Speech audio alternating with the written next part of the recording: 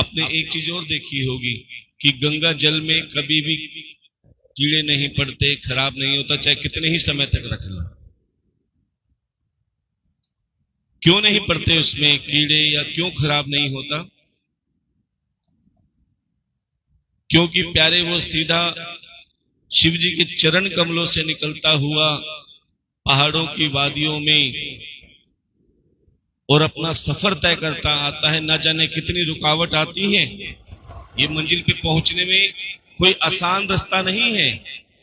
ऐसे भक्ति भी कोई आसान नहीं है, ध्यान देना। ना जाने कितनी रुकावटें आती हैं, कितने लोग मजाक उड़ाते हैं, कितना अपमान करते हैं जो भक्ति की राह में चलते हैं। जब वही गंगा मैया छोटी नदी के स्वरूप में होती है ना, दुनिया भर के पहाड़, दुनिया भर के रास्ते, संकरे रास्ते आते हैं, लेकिन वो अपना कर्म नहीं छोड़ती, वो बहती रहती है।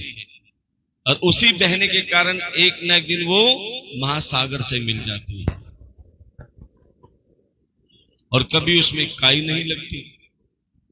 लेकिन आपने एक चीज और देखी होगी, जो पानी एक जगह रुक जाता है, जो पानी एक जगह रुक जाता है, कुछ समय बाद उसमें काई लगनी चालू हो जाती है, फिर वो पानी पीने लायक नहीं रहता। इसी प्रकार आपका मन है। जब आपका मन शिव कथा रूपी ज्ञान गंगा में लगातार गोते लगाता रहता है, स्नान करता रहता है, तो प्यारे ये स्वर्ण की तरह अर्थात सोने की तरह पवित्र रहता है।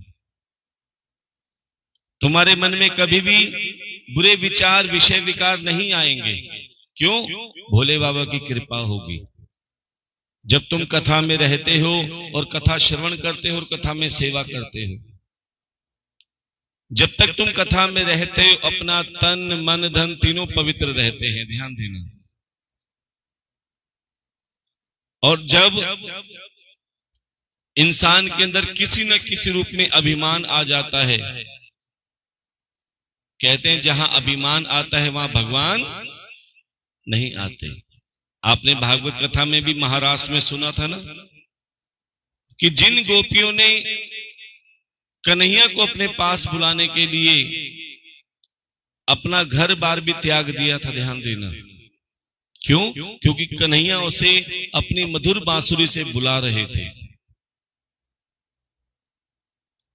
सब गोपियां अपने कार्य में मस्त थी, व्यस्त थी, लेकिन जैसे मेरे ठाकुर की बांसुरी बजी, कानों में बांसुरी की तान सुनाई दी,